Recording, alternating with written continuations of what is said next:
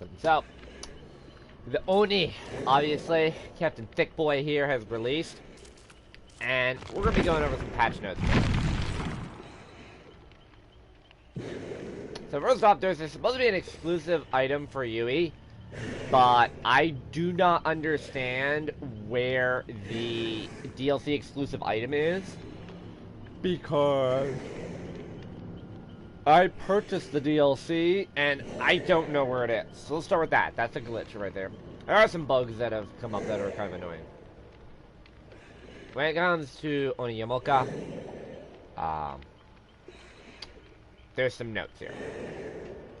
So let's go over the balance notes first. So we have rank reset, where the rank reset will now reset back players back one color.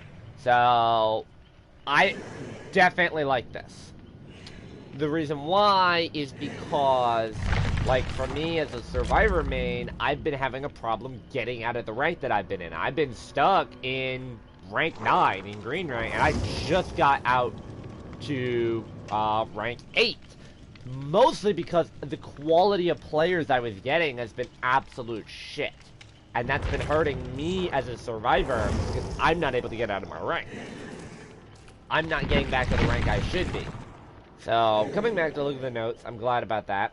Next one, the debuff perks will no longer appear on Survivor's in-game HUF until the debuff is applied for Chlorophobia, Unnerving Presence, Overwhelming Presence. What does this mean for these perks? It means that with Chlorophobia, you're not going to know when you get hit with the penalty until you are actually begin the healing process. But that's not really a big indicator. That's not really anything.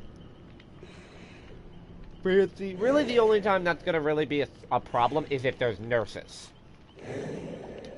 The next thing that we have is Overwhelming Presence. So this, basically, you'll get the indicator on screen when you start using an item. I think for smaller items, for example, keys, like a green key or a skeleton key, which has a limited amount of charges on it, this is going to be more important. Or on very valuable items like, you know, a Commodious Toolbox or a Ranger Medkit.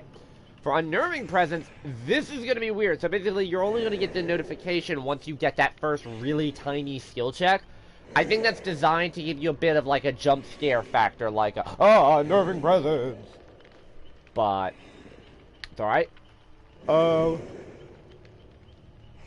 Several killer perks have been updated with the undetectable status effect, which is pretty good. Dark Devotion, Beast of Prey, Insidious Tinker, that gives you a bit more stealth when running these perks. Beast of Prey in particular is kind of fun, because now when you pretty much become you really do become undetectable. The buff for protection hits right here. So players can now trigger protection hits every 3 seconds instead of every 20 seconds. That is great because that makes Medal of Man a lot more viable. Technically, that means you only need 9 seconds to get Medal of Man versus this. The other thing as well, the Deep Wounds timer. This is the fix right here to the Legion, but it's also going to be a little bit of a soft nerf to Freddy. So the Deep Wound timer will no longer go down when sprinting or ending. It is no longer connected with the killer's terror radius. This means you actively have to go out of your way to either mend or sprint. Alright, so let's take a look at the Legion changes right here. So the Legion changes. The mend time for the Deep Wound timer has been reduced when mending yourself and being mended by someone else, which I get that. That's a solid buff for survivors. Attack and While in Feral Frenzy is no longer a basic attack. This means that perks that trigger basic attack will not trigger under the circumstances. Now, this has already been true for exposed effects, but now they're just making this so that things like Franklin's and Save the Best for Last don't stack on this. We have the speed of Feral Frenzy has gone up, which is nice, and they've made it faster to vault windows and pallets. They also increased the duration on one add-on, decreased the duration for another, added increased duration on another. They also changed all of the pins so that the way it works here, and I think this is a thing a lot of people don't understand. So it says, hitting a survivor highlighted by Killer Instinct. That doesn't mean that the first survivor you apply Feral Frenzy to is going to be affected by it. It means anyone else that you hit after that gets affected by it. It used to be you would have to hit the survivor twice. That's been reworked.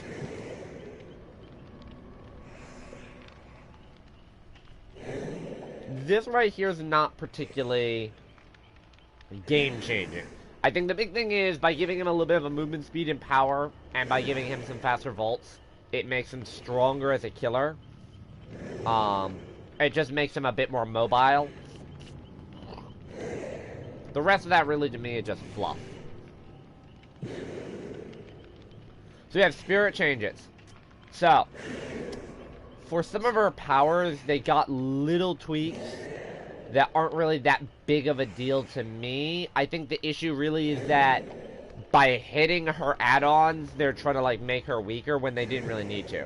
So we'll talk about Perpy's layer. Basically, they restored a visible third-person animation so you can actually see her vaulting windows now. So there's no more mind game at windows. The mind game is now at pallets. Then we have the speed curve. This makes her more in line with the Wraith.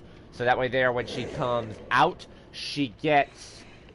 it's less of an in-your-face speed boost right away, and then it just drops off to nothing. It's going to kind of scale up and then back down.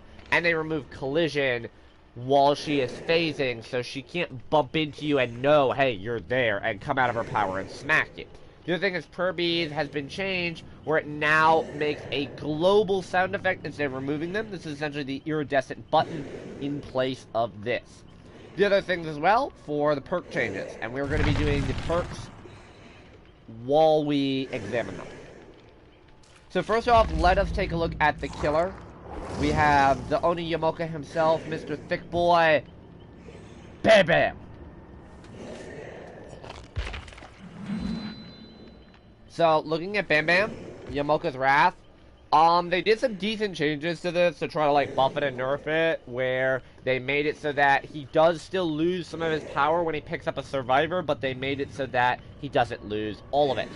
When we look at his perks, so first off, we're going to talk about the shit perk. That's Zinjin Tactics. Zinjin Tactics is windows of opportunity for the killer.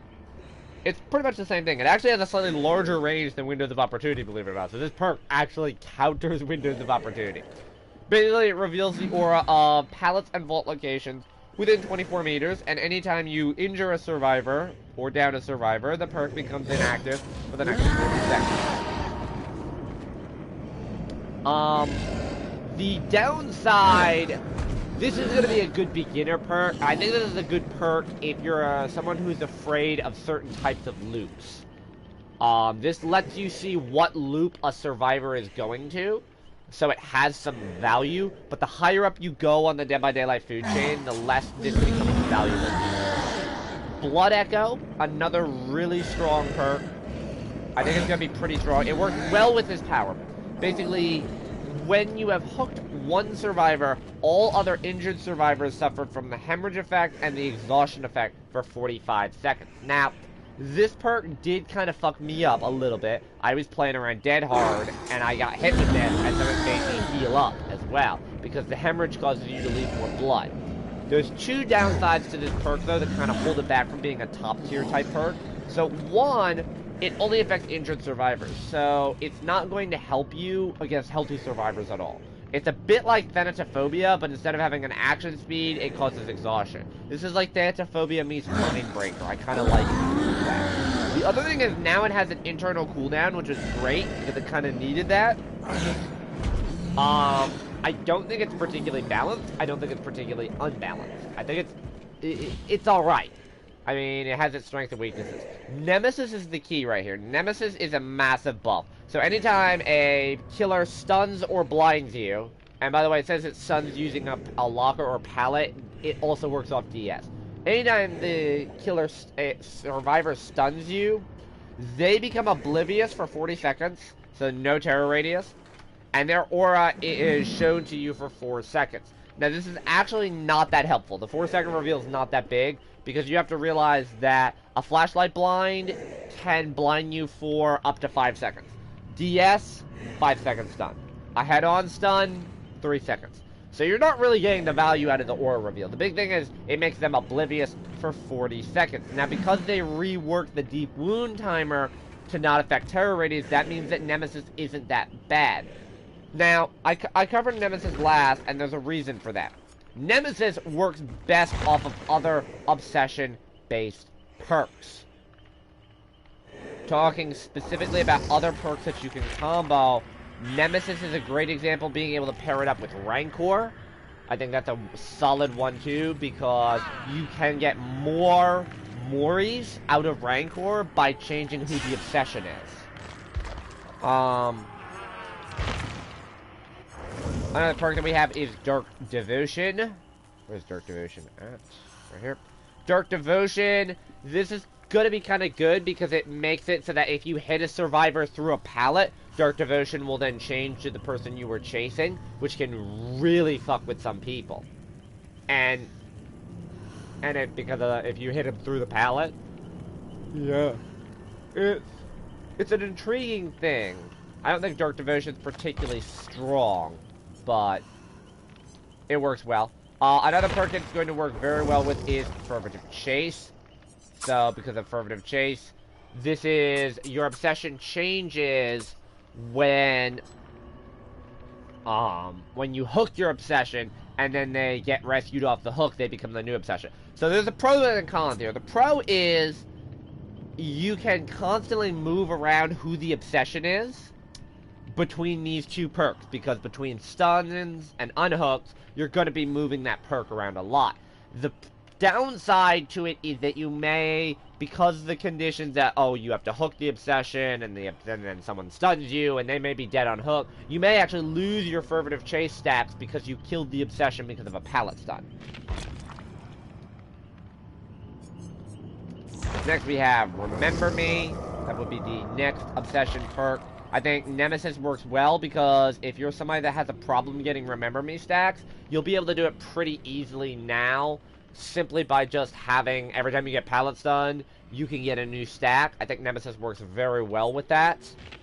And then the last killer that we have to cover is Mike. So all of Mike's teachable perks are obsessions. You have Play With Your Food, which is obviously probably the best use, probably between Rancor and Play With Your Food.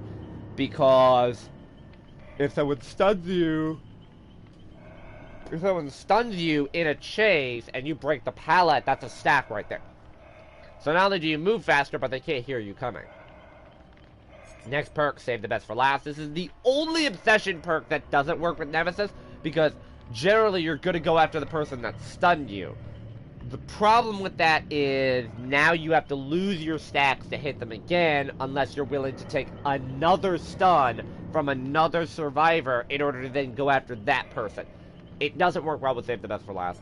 And then we have Dying Light. Dying Light is an action speed penalty against all other survivors besides the obsession for the amount of times that they have been hooked. Now, Dying Light is a perk that you really have to work hard to use, and if you use it right, sometimes you end up losing a game. I know I've had that happen before, where I try and use the Dying Light to my advantage and it didn't work out. It's nice if you have it, and if you don't have it, it's a wasted slot. Nemesis might help move the obsession around, so it's not just like, hey, I'm just going to target this one person the entire game, and lets you get more stacks out of it, potentially, if you're moving who the obsession is. But I don't necessarily see it being very useful. But now we're going to talk about the Survivor side. By the way, Oni comes in as top tier. I just want to say, Oni's top tier. Alright. First change, we're going to talk about Balance Landing, because this is probably the biggest one. So what you have for Balance Landing is when...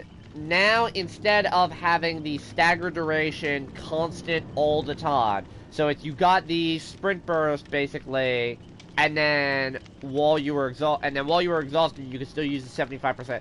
They've basically given it a buff and a nerf. So you only get to use the effects of Balance Landing once. Then you have to wait for the exhaustion to go down.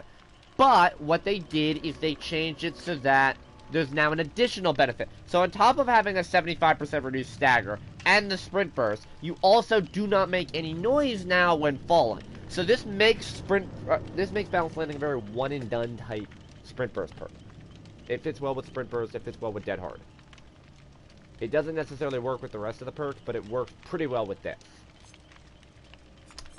Do I actually have no one left behind on her? I may. I don't. I know I have it on Bill. Next perk that we're going to be covering is No One Left Behind. The No One Left Behind received a buff, so it grants 50, 75, 100% more blood points for healing and unhooking survivors after one of the exit gates is open, which is great. The other thing that does is it gives a 30, 40, 50% action speed bonus when healing and unhooking survivors, and it reveals the aura of all other survivors to you. Now, while that may not seem great, it's actually really strong in practice because of how big that speed bonus is. It's basically like will make it on any survivors once a gate has been opened. Now, you do have to risk Blood Warden, but and it does pair well with the challenge I'm trying to get done, which is unhook one survivor after the endgame collapse has begun.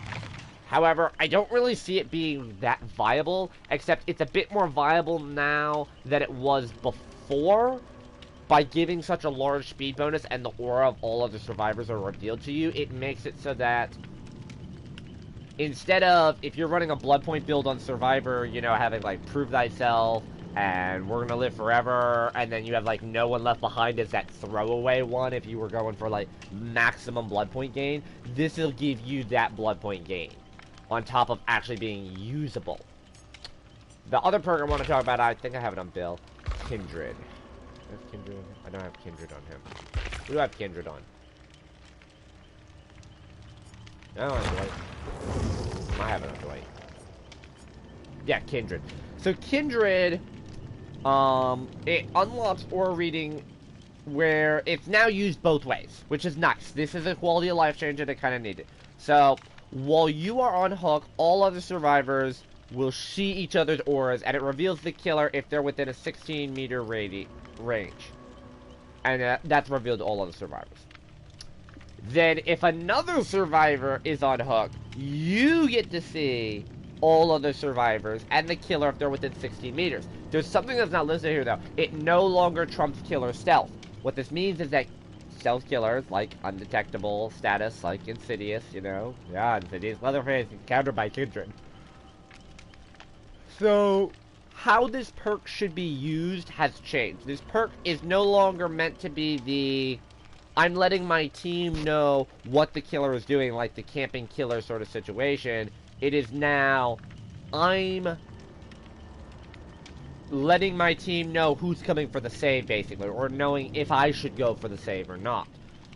One thing I do want to mention as well, that this perk, once again, is completely better than Nancy's Better Together now. The buff that it received makes it stronger than Better Together. Because one of the advantages of Better Together is that when the killer downs a survivor and you're repairing a gen, you see the aura of all other survivors for 10 seconds. That's one of the big advantages to it. Okay? Or at least that's one of the reasons why I would run the perk, is because, okay, so I'm going to get out off this gen because I know the killer is slugging. Because he's chasing another survivor and they're running towards me. Something like that. Kindred now just gives you more awareness. Now, the situation where it comes up is different. So, for Better Together, the killer just has to down somebody. And for Kindred, they have to hook somebody. Arguably, once they've hooked somebody, knowing what direction they're heading to me is more important than seeing other survivors. But last two perks we're going to be talking about is Yui Kimura, also known as Paulette Walker. So, looking at her perks. Her perks are interesting. They're very high risk, high rewards. The first perk we're going to be talking about is Lucky Break. Lucky Break works where you do not leave trails of blood for a duration of a minute and a half, 2 minutes. Or, I'm sorry, 2 minutes, 2.5 minutes, 3 minutes. Once the total duration is left. So what does this mean? So, when you are leaving behind trails of blood, you do not leave them.